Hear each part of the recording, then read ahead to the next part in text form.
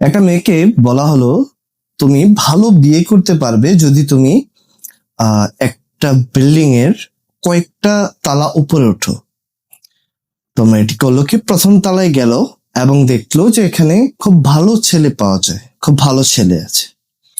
তো মেয়ের মনে সাধারণত সন্দেহ জাগলো যে ওরা নিশ্চয়ই আরো ভালো আছে।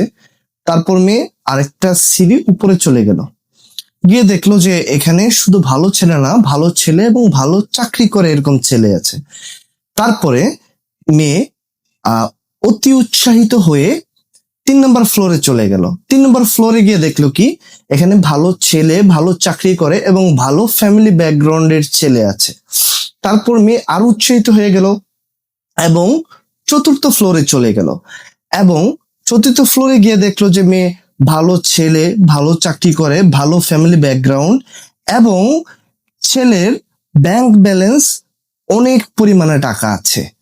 তো মেয়ে দেখে খুবই উৎসাহিত হয়ে গেল, কিন্তু মেয়েকে উঠার আগে একটা শর্ত দেয়া হয়েছিল কি, যে 5ম তলার উপর উঠা যাবে না, যদি উঠেন তাহলে আর ফেরত আসতে পারবেন না, আর এইটাই আপনার গন্তব্য। তো মেয়ে করলো কি, 5ম তলায় চলে গেল। 5ম তলায় গিয়ে দেখলো যে সেম ফ্যাসিলিটিস আছে।